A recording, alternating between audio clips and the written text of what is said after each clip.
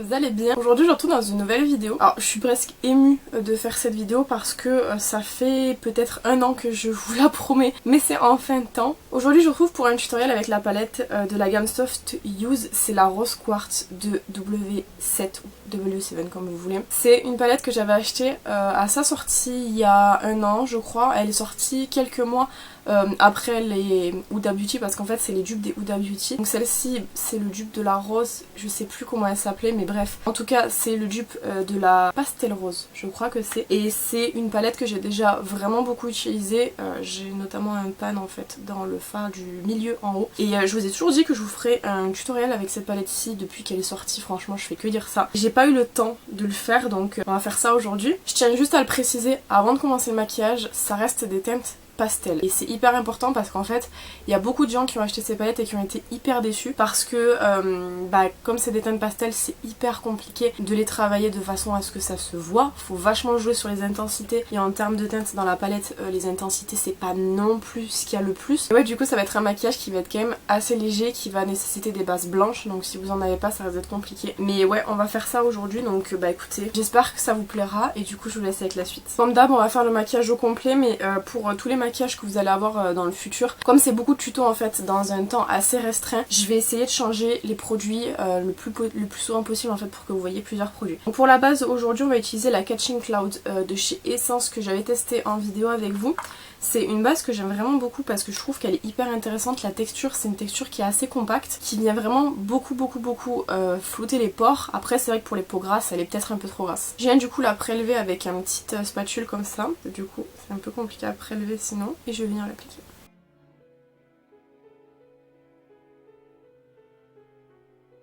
Au niveau de l'effet qu'elle fait sur la peau, elle est vachement veloutée et comme vous pouvez voir dès l'application, elle matifie un petit peu. Après comme je vous dis, comme c'est une base qui est très siliconée, moi sur ma peau grasse elle me tient pas en fait la matité. Pour le fond de teint aujourd'hui j'ai décidé de prendre le Maybelline, c'est le Super Stay Active Wear. Moi j'ai la référence numéro 3. Je crois que j'avais déjà terminé une fois ce fond de teint qui était pas en bonne teinte et que j'avais du coup racheté celui-ci. Et celui-ci il me semble que la teinte elle est encore un peu claire mais je vais l'utiliser quand même parce que du coup j'ai pas l'habitude moi de changer mes fonds de teint, enfin de jeter mes fonds de teint quand ils sont pas de la bonne teinte, vous le savez. Donc je vais venir utiliser celui-ci, je vais mettre sur une plaque 4 pompes que je vais venir appliquer avec un petit pinceau et je viendrai estomper à l'éponge.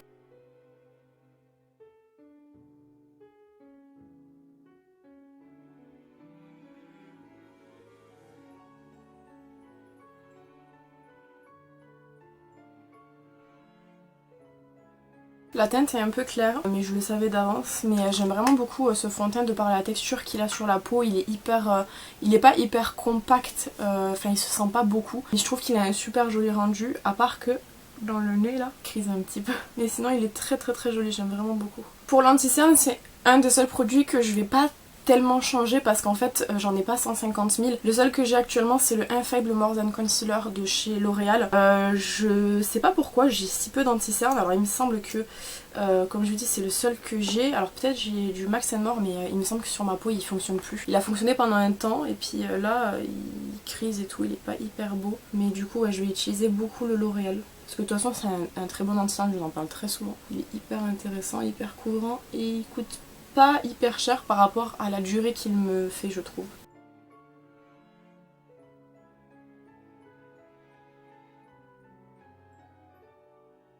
Voilà, donc pour la poudre, j'ai pris la Lace Powder de Révolution.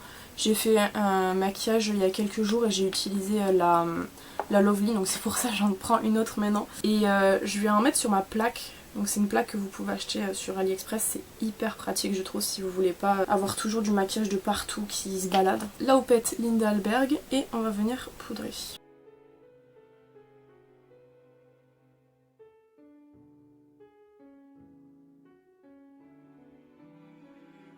Comme j'en ai sorti un peu trop, le reste qu'il y a sur la plaque, je viens le faire glisser en fait dans un récipient. Et ce récipient là en fait, après je mets tout dans une boîte et quand j'ai besoin de poudre dans la vie de tous les jours pour me maquiller, que je fais pas de vidéo, il n'y a pas besoin de référence, je prends dans cette poudre là, dans ce mélange de poudre là. Et je vais en profiter aussi avec le pinceau pour balayer tout simplement. Voilà, donc là pour tout ce qui va être couvrance du teint et tout, c'est bon, on va pouvoir passer à la construction du visage, mais je vais d'abord venir démaquiller mes lèvres, donc je le fais hors caméra. Pareil, un produit qui va pas trop changer, je pense, c'est le bronzer slash contour, donc je prends toujours le McQueen. Je dis ça parce qu'en fait, dans l'idée, je voudrais toujours faire un pan avant la fin de l'année, donc je m'acharne un peu dessus, mais en plus il est très bien, j'ai rien à dire, mais je m'acharne un peu dessus, j'avoue, parce que j'aimerais bien faire un pan.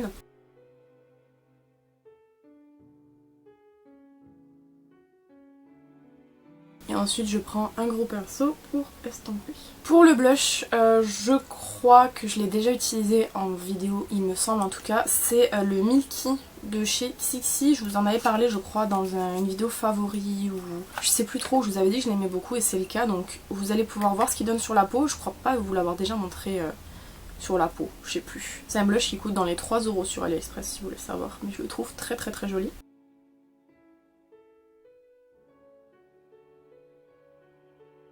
Je viens toujours estomper. Je sais pas ce que vous en pensez, mais moi je le trouve très joli. J'en ai deux comme ça, donc j'ai celui-ci, j'en ai un autre que pareil, je crois que je vous ai déjà présenté en vidéo. Ils sont vraiment très bien pour le prix. En highlighter, j'ai pris un produit, ça fait hyper longtemps que je l'ai pas utilisé. Je crois même que peut-être que je l'ai jamais utilisé sur YouTube. C'est un highlighter de chez Colourpop. Au niveau de la référence, c'est le s'il vous plaît, j'avais noté derrière.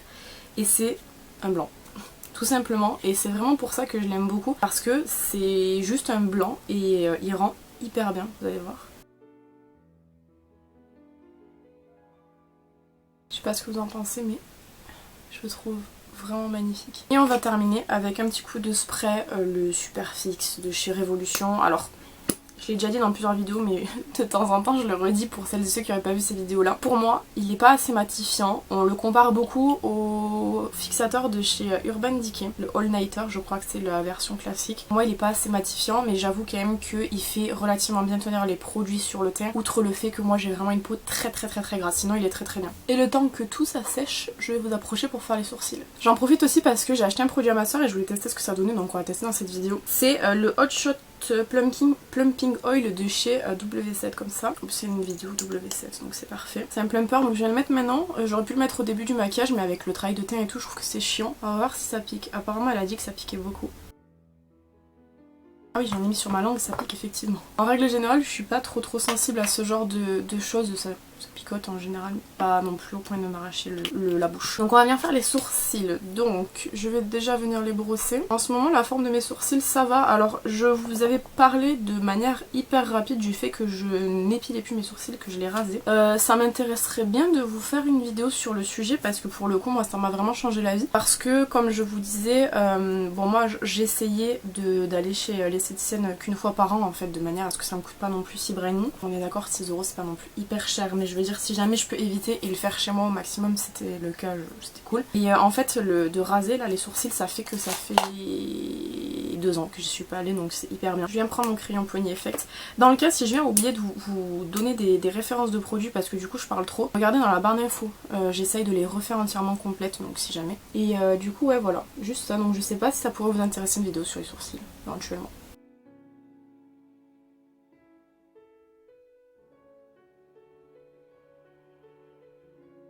J'aime vraiment beaucoup ce crayon. Je vous en ai déjà parlé je crois du fait qu'il était hyper bien. C'est le seul que j'utilise ces derniers temps. Il faudrait d'ailleurs que je me remette au Etude House pour le terminer. Et toujours du Brow Perfect. C'est un nouveau. J'ai terminé l'autre en vidéo je crois. Et on va pouvoir passer aux yeux. Comme je vous disais, c'est du teint de pastel, c'est normal que ce soit compliqué à bien faire voir. La meilleure chose, enfin le seul truc en tout cas qui fonctionnera pour que vos fards soient plus visibles, c'est les bases blanches. Donc moi c'est la Cut Crease Canvas de chez Révolution. Est-ce que c'est la meilleure? Je pense pas. J'aurais tendance à dire que j'ai pas testé, hein, mais la meilleure qu'il puisse y avoir sur le marché, je pense que c'est la P. Louise blanche parce que pour le coup moi la P. Louise classique je trouve qu'elle a vraiment un effet sur les fards. Voilà, moi j'ai la Cut Crease Canvas parce que c'est celle que j'avais achetée à l'époque. Je pense que la P. Louise est mieux. Moi je viens toujours en mettre sur le dos de ma main. Je vais venir prendre un petit pinceau pour pouvoir l'appliquer. Prendre celui-ci, c'est un pinceau boule, ça va être bien. Et je vais venir en fait l'appliquer mais en tapotant en fait pour pas venir faire de taches ou quoi que ce soit.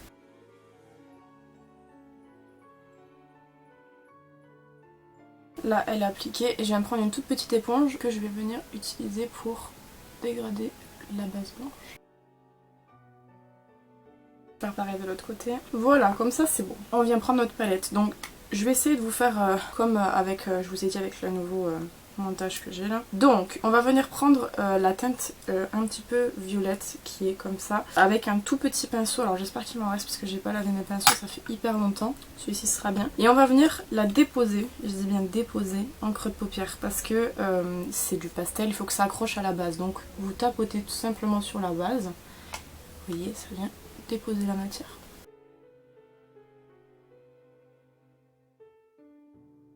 Je vais faire un maquillage classique, je vais pas faire non plus le maquillage Hollywood. On s'entend, en plus j'adore les teintes pastel donc ça me fait toujours plaisir de les travailler. Et c'est vrai que je fais toujours des trucs hyper sobres. Voilà, en fait vous voyez que sur l'endroit de la base ça va beaucoup plus accrocher, c'est normal, c'est parce qu'il y a une base. L'idée même du fait qu'il y ait une base. Je l'ai pas précisé mais moi j'ai concentré la base sur ma paupière mobile parce que je sais que par rapport au maquillage que je veux faire, j'ai juste besoin de base sur la paupière mobile. Mais évidemment si vous voulez étirer votre maquillage et faire par exemple un maquillage étiré sur le fond de la forme, vous avez besoin de tirer la base. Wow, c'est quoi? Ça a gonflé? Bah ouais, un peu quand même. C'est la lip oil. Elle te brûle pas? Si, elle me brûle, mais moi je suis pas hyper sensible à ça, en vrai ça va. Mais moi non plus, je te jure, j'étais... Non, ça va, juste j'en ai eu sur la langue. Non, mauvaise idée. Bah oui, j'ai pas fait exprès, ça a glissé sur ma langue. On dirait du poivre, ça m'a arraché. Ouais, par contre, tu sais, on dirait du piment. Je vais ensuite prendre cette teinte-ci qui est un violine gris un petit peu, qui va me servir en fait pour estomper tout simplement. Donc là pareil, on vient tapoter et on vient après étirer.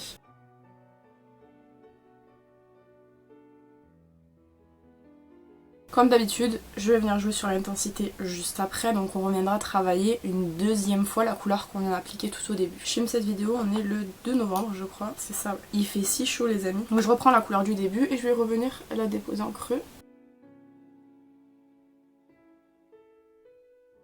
Les couleurs que je trouve les plus intéressantes dans cette palette, c'est vraiment pas les fards mat. Bon après, là je parle de l'harmonie en général, évidemment. C'est pas W7 qui est responsable de l'harmonie, c'est Huda, encore une fois, puisque du coup c'est un dupe. Mais ce que je trouve dommage dans cette palette là, donc dans les teintes qui sont proposées, chez Huda c'est pareil, c'est que en termes de travail de fards mat, on en a vraiment pas beaucoup. Et après les fards à effet sont hyper intéressants, chez W7 en tout cas, je pense que ça doit être pareil chez Huda. Mais sinon ouais, c'est un peu dommage du coup qu'en termes d'intensité pour travailler la structure de l'œil et tout, il n'y en a pas énormément. Donc là on va venir faire tout ce qui va être travail de fard à effet, donc il faut prélever à la main, enfin au doigt, ou alors sinon j'avais déjà essayé moi avec des petits ustensiles comme ça, moi je l'avais trouvé chez Nose. Le problème c'est que ça a tendance à très rapidement en fait faire des pannes comme ça, donc c'est un peu chiant. Travail au doigt c'est le meilleur, sauf que du coup si jamais par exemple vous faites des maquillages qui sont très précis, travail au doigt c'est pas la meilleure solution. On va venir utiliser bon déjà la teinte du milieu, parce que comme c'est une teinte marbrée, j'ai envie quand même que vous voyez ce que ça donne sur la paupière. C'est celle que je prélève actuellement et elle est incroyable. Vraiment elles sont très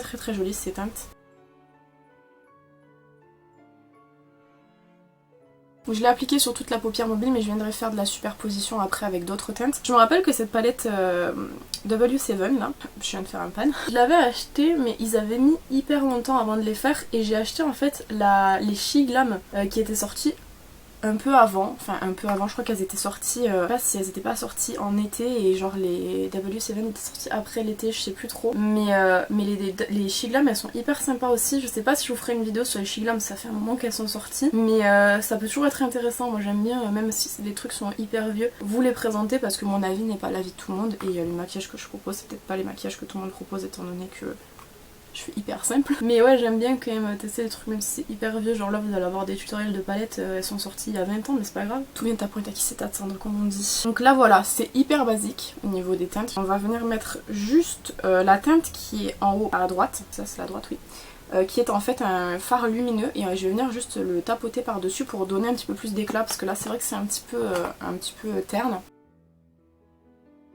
Voilà, là vous voyez la différence entre les deux, celui-ci est plus lumineux. Pour le travail du coup d'en dessous, puisqu'au dessus pour l'instant on a terminé, je juste rajouterai un coin interne tout à l'heure. On va venir utiliser les mêmes teintes, donc là en fait le truc c'est que du coup il n'y aura pas de base en dessous, donc vous allez pouvoir voir ce que ça donne sans base. Donc je viens prendre la teinte un petit peu plus violine, la plus foncée de la palette en termes de violet, que je viens mettre en dessous. Je pense que vous voyez, hein, c'est hyper light. Et je viens estomper avec pareil la deuxième teinte que je vous ai montrée. J'ai un peu de fard qui est tombé dans l'œil, je le préviens parce que je sais que mon œil là il commence à devenir rouge et il va être très très rouge et ça m'arrive tout le temps en vidéo quand j'ai de la poudre qui tombe dans les yeux parce que j'ai les yeux sensibles. Je préfère prévenir et je vais venir utiliser une teinte pour faire un petit pop en coin interne avec la teinte qui est un peu jaune verte juste ici. Je vais essayer de venir la prendre au pinceau parce que malheureusement le pinceau que j'ai là, le petit pinceau que je vous disais tout à l'heure, il est pas, il me faut un coin interne donc il me faut un pinceau un peu rond. Pas que celui-ci, ouais, il prélève pas assez. Je vais tester avec ce pinceau du coup. J'y arrive pas, on va prendre le petit doigt, tant pis. J'arrive pas à le poser de la bonne manière, c'est hyper relou. Je vais essayer plein de pinceaux jusqu'à ce que j'y arrive. Bon, ça a l'air d'être le bon pinceau. Le pinceau, un pinceau nail art. Je mets ça pour les liners de base. J'ai foutu un peu partout du coup, mais c'était manière juste de venir illuminer le coin interne. Je trouve ça hyper beau le mélange de jaune-vert là avec du rose, c'est très joli. Dans la muqueuse, je viens mettre le crayon qui est le numéro 3 Baby Blush de chez Max & More. J'avais déjà fait un maquillage semblable et j'avais ajouté des petits strass, donc c'est ce qu'on va venir faire. Je prends la colle Lash Glue de chez Essence et les strass viennent d'AliExpress. Je vais les sortir parce que après sinon c'est compliqué, alors je vais en mettre 6, 3 sur chaque œil évidemment. Je vais d'abord les sortir parce que sinon j'arriverai pas à les attraper après. Au niveau de la taille des strass, je prends les plus petits de la boîte, ceux que j'utilise tout le temps. Les gros je crois que je les ai jamais utilisés il me semble. Et pour la répartition, je vais en mettre un au centre ici et 2 sur les côtés.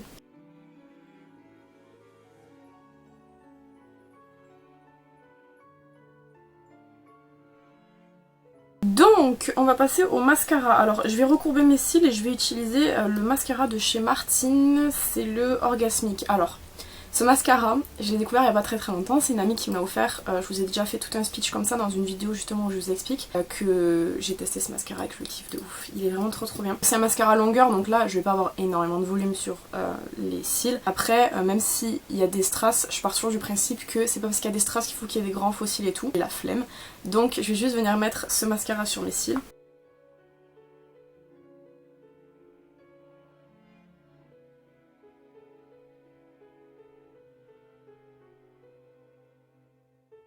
Regardez-moi le rendu.